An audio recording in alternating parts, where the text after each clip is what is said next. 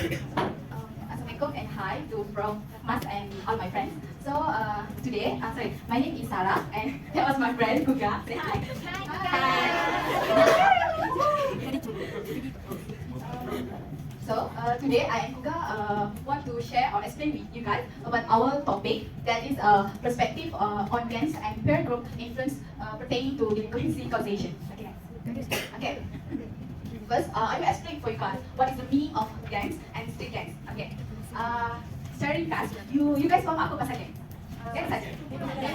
Okay, thank you. So, sorry. Okay. Saya baca dulu. Okay. Gangs means gangs a neighborhood street corner group or highly organized criminals or oriented toward profit making through criminal activity. Okay, next, a friendship group of adolescents who share common interests with a more or less clearly defined territory in which most of the members live. Okay. Maksud di sini, gangs ni saya bagi secara ringkas. Okay, dia macam macam membership, faham tak? Dia macam satu kumpulan yang kawan kenal, macam dah kawan, macam I dengan Kuga, dah kenal, so dah ada geng, mesti kawan dah ada geng sendiri. So gangs ni dia berkongsi interest yang sama, maksud saya minat yang sama. Macam Kuga dan saya ni minat makan apa, setiap geng tu ada minat dia apa, jadi dia berkongsi minat yang sama. Okay, next, street gangs. Okay, street gangs ni an association of individuals who exhibits the following characteristics in varying degrees. Okay, first, a gang name and recognizable, symbols, color and number, a geographic territory, regular meeting pattern and organized, continuous cause of criminality. Street gangs ni dia geng jalanan. Macam dia dah asal daripada geng jalanan, so dia macam gangs tu dah terbentuk. So jadi diorang punya gangs ni it's like lebih kuat, faham tak? Sebab daripada jalanan satu. Lepas tu kalau gangs diorang ni dia macam dah ada macam nama kumpulan, simbol diorang. So jadi macam kalau korang nak masuk diorang punya geng tu susahlah. So, okay, next. Yang ni the history of gangs development. Okay, first it exists in New York City and Boston in the early 19th century. Gangs joined first against police in an effort to pillage the city. Gangs membership was principally Irish, and battles between rebels happened 2 to 3 days, sometimes causing streets to be barricaded and hand-to-hand combat and return to place. Okay. Maksudnya di sini, ni macam kisah history lah, macam mana gang ni terbentuk. Okay, gang ni dia asal daripada New York City and Boston. Okay, di sini satu kumpulan ni dia nak rompak geng. So, dia nak rompak geng, nak rompak bank. So, bila dia nak rompak bank, jadi dia nak menentang si polis ni. Jadi sebab itulah dia berkumpul, so jadi terbentuklah satu kumpulan geng yang macam ganas lah. So, itu saja. Next. Okay, yang ni gang behavior. Okay, gang behavior ni maksudnya kelakuan atau perilaku lah. Okay, gang tu jadi mengikut tahun lah. Okay, so 1970 gang proliferation, violence and crime, territorialism, youth involvement, gang intentions, symbolism and identifier. Okay, yang ni saya baca je. Jadi saya harap korang faham. Kalau tak faham, tanyalah. Okay, so next is 1980s, expansion of drug trade, increased violence, gang identification. Okay, 1990s, gang expansion and federation, law enforcement responses, rebellious and conflict. Okay, 2000s, technology and communication, diversification and criminal activity. Okay, next, community of criminals activity. Okay, next. Ni stay dengan teori lagi. Okay, harap tak bosan kan? Okay, theories of gang formation. Okay, theories ni is a base from treasure theories of gang development. So, ia merujuk kepada treasure theory lah. Okay, treasure theory ni, he said that spontaneous play groups driven by trade from young foods enemies. Okay, maksudnya gangs ni, saya cakap gang ni, dia terbentuk secara spontan. Dia bukan pick me, bukan pilih I nak choose you as my gang. No, dia macam secara spontan, macam tu. Okay, this group evolved into formalized structures with defined leadership, division of labor, distinctive style of dress, and well-defined goal. Okay, yang ni maksudnya daripada geng yang spontan yang dah terbentuk tadi, dia mempunyai matlamat yang sama. So, geng secara spontan yang terbentuk tu menjadi geng something lah. So, marriage is the most important cause of attrition from gangs. Okay, maksudnya perkahwinan ni menyebabkan ahli kumpulan satu geng tu berkurang. Sebab yalah, kalau orang something, mungkin lah, I just give you example, macam dia dah kahwin. So, bila dah kahwin, of course, he has own wife. So, jadi mungkin wife dia yang menjadi big factor untuk tarik dia ke arah yang lebih baik dan macam tak suruh dia join gangs. Jadi sebab itulah gangs yang spontan tadi berkurang. Okay. Gangs ni terbagi kepada dua, that is diffuse gang and solidified gang. Okay. Diffuse gangs ni means loosely organized. Those that are solidified have developed a strong internal structure and esprit de corps. Okay. Solidified gang ni pula is identified as being conventional, criminal or secret society. Okay. Maksudnya kalau diffuse gang ni, dia macam gang tu dah longkang. Dia macam bukan orang yang kuat-kuat lah berada dalam diffuse gang. Tapi kalau untuk solidified gang ni, ataupun kita panggil sebagai conventional gang, dia macam dia dah belia gang dia tu memang dah ganas dan dia ada satu banyak geng yang terbentuk dah. Macam tu lah. Okay. Lepas tu, okay. Based on treasure story lah. This story is based on the story of college lads who became a rudimentary gang.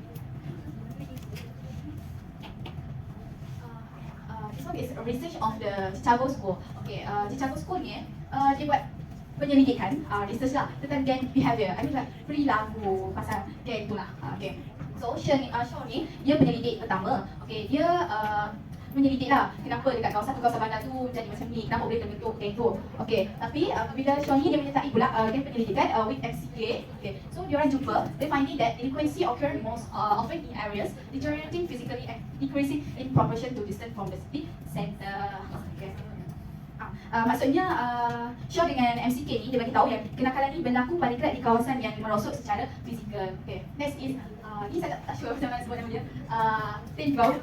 So it's a view gangs as fulfilling a need for friendly group involvement, easy in youth from broken homes in high delinquency area. Okay, kalau ni yang saya faham, gang ni terbentuk apabila macam ada masalah, orang yang bermasalah rumah tangga. So orang bermasalah rumah tangga jadi dia macam dia lost sebab dah bercerai ke, jadi sebab itulah dia join orang punya gangs. Okay. Next is White documented the activity of the northern gang employed young Italian men who use gang activity as a survival method. Okay, White's contribution to gang development ni dia identification of the brotherhood or mutual assistance aspect of gang development. Okay, this one, it's a lower class culture. So lower class culture it have one theory, and this is a book. Okay, first is Causation Delinquency Boys. Okay, yang ni saya baca dulu ya. Working class bloods who fail to achieve middle class goals turn to delinquent behavior to gain status, recognition, or receive public attention. Next, the middle class lifestyle is highly regarded and desired by all social classes, and when youths realize they cannot achieve these goals, they develop various behavior characteristics as aberration. Okay, kalau menurut Causation Delinquency Boys ni dia cakap working class, dia macam menurut dia macam ikut you punya apa orang kata you punya ada kelas dia masing-masing.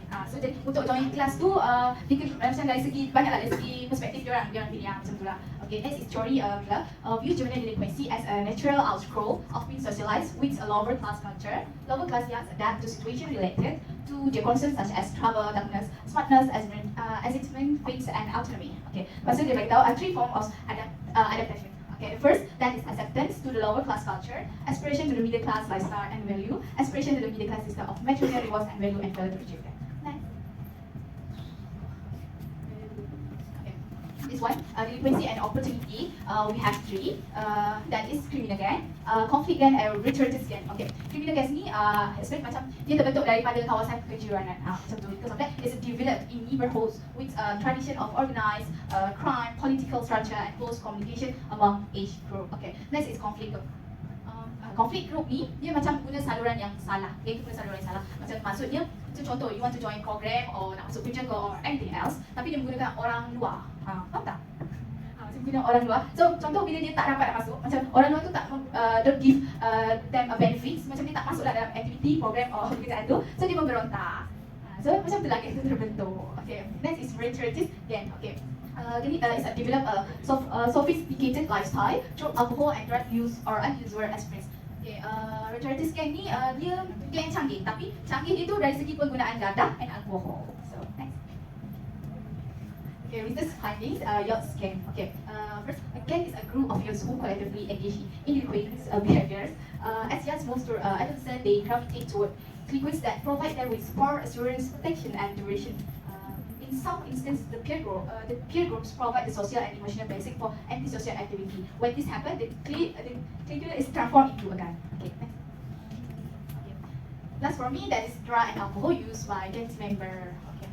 Gangs members often engage in drug and alcohol use as part of their daily activity. Okay, kebanyakan gangs ni dia selalu menggunakan alkohol atau dadah ni macam dah satu rutin harian mereka. Macam tu je. Okay. Next, half 1989, found alcohol, marijuana, and crack cocaine used to be frequent among members of various types of gang operating in Cleveland and Columbus, Ohio.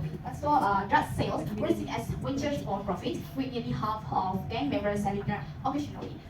Gang activities usually involve an interaction of social interactions such as hanging around, partying, and drug use with delinquent behavior that initially is recreation in nature. So that's all from me. So next I will pass it to continue our presentation to my friend. Yeah. Enjoy. So next is motivation for joining a gang. So according to Maslow, person's behavior can be explained in terms of individual response to 5 basic human needs. So this is Maslow hierarchy. So the first one is physiology. Physiology survival is like food, water, the basic needs for human. It is safety, protection, and security. Safety, protection, and security is like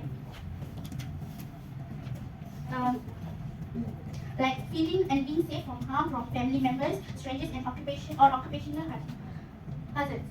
Yang ketiga, belongings and love. So belongings is belongingness to family members of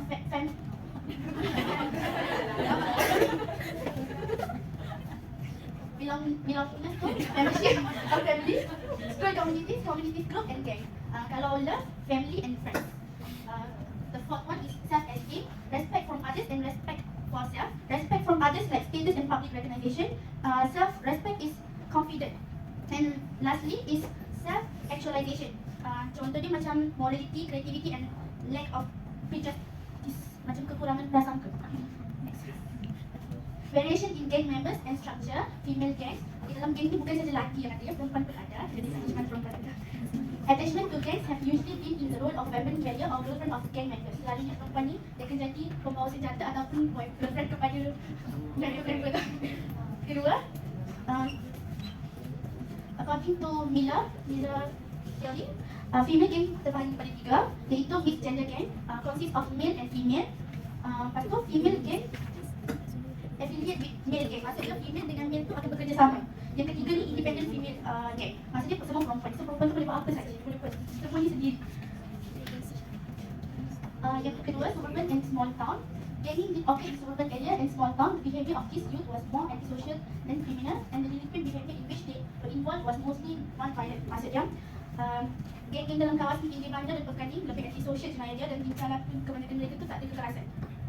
Seterusnya, the presence of violent and criminal gangs has been reported in suburban and small communities, particularly those that are adjacent to large urban centers. So maksudnya kehadiran ni, although some migration of gangs from large city to small town and rural area occur chiefly in the form of gangs engaged in the drug trafficking that are expanding their operation. So maksudnya kehadiran kumpulan ni ketika di pinggir bandar bukan untuk kalinya sebab pusat bandar, dan lepas tu penginderaan kumpulan ni berlaku dari mana besar ke luar bandar, tapi aktiviti penginderaan dada ni masih berlaku secara berluasan.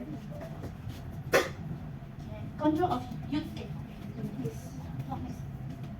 Community organization for gang control. Most communities and even some large cities did not have serious gang problem, at least in terms of random violence, set off with little or no warning provocation. Troublesome at this time,